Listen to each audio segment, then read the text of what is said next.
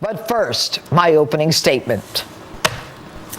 We are 6 days away from what for centuries has been a peaceful transition of power. Yet our democracy has never been in greater danger. Instead of enjoying and celebrating this time-honored, sacred, and hallowed tradition where the torch is passed to a new, democratically elected president of the greatest nation on earth, we are mired down in the politics of division, fake news, and hate-fueled resistance to the 45th President of the United States. Shame on us. This week, a United States congressman, with no doubt a stellar record in the civil rights movement, John Lewis, said he would not attend the inauguration, adding this. It's going to be very difficult. I don't see this president-elect as a legitimate president.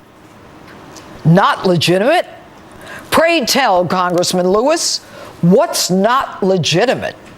Donald Trump won by a large electoral college margin, and in spite of efforts to do a recount, which backfired big time, and efforts to influence those faithless electors, nothing changed. Congressman, you have devoted your life to equal rights and equal justice for all. You have been rewarded with a seat in America's most exalted House of Representatives. Likewise, Donald Trump has been rewarded with a seat in America's White House. Are you not a part of our democracy? Do you not want a peaceful transition of power? Did you not take an oath to support the Constitution, including Article 2 that created the Electoral College? You, a congressman for 30 years, know how to amend the Constitution if you don't like it. No one has a promise with your voicing your First Amendment rights. But you and your party, those purveyors of the peaceful transition of power, so concerned that the Republicans wouldn't be, are daily proving yourselves to be hypocrites.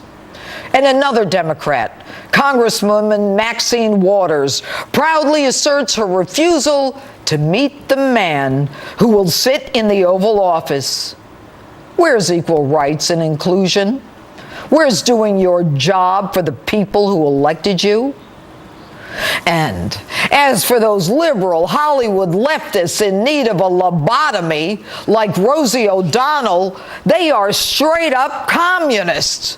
Rosie supports imposing martial law, delaying the inauguration until Trump is cleared of all charges. Rosie, I know you.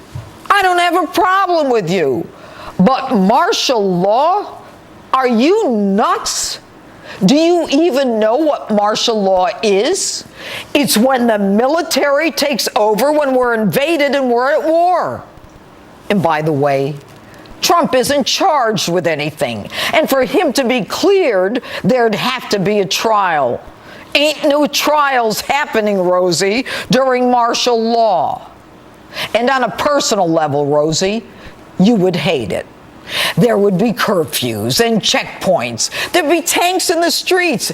And no, you couldn't call an Uber tank for a quick latte at your local Starbucks. Your tweet is stupid. Since when does the left want the military to take over? And a little primer, Rosie. When they do, people like you, who call for the overthrow of the president, meet a firing squad. And it ain't a happy ending. And while we're at it, Rosie, what you said about Barron Trump, a 10-year-old kid who amazingly was still standing at 3 a.m. when his father won the presidency, was as classless and rude as it gets.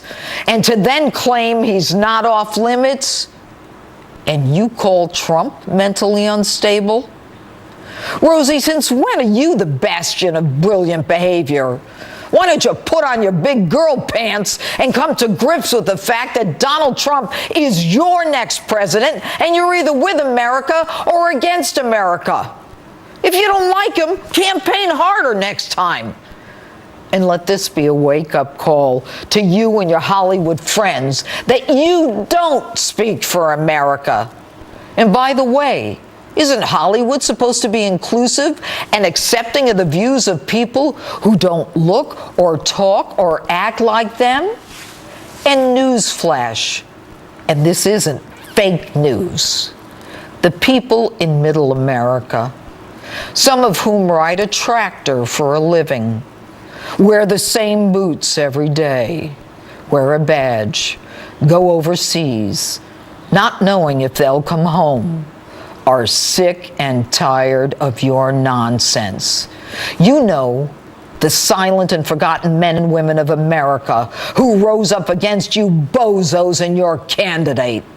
It's about time you accepted them and respected them for their hard work, sacrifice, and yes, even their investment in your movies, TV shows, and records.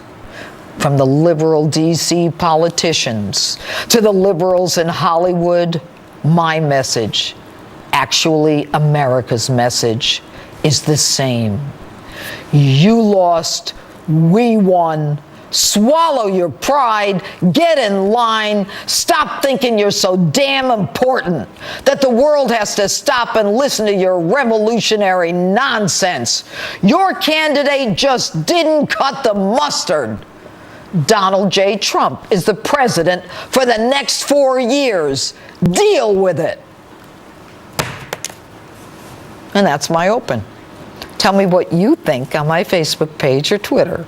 #Judge Jeanine.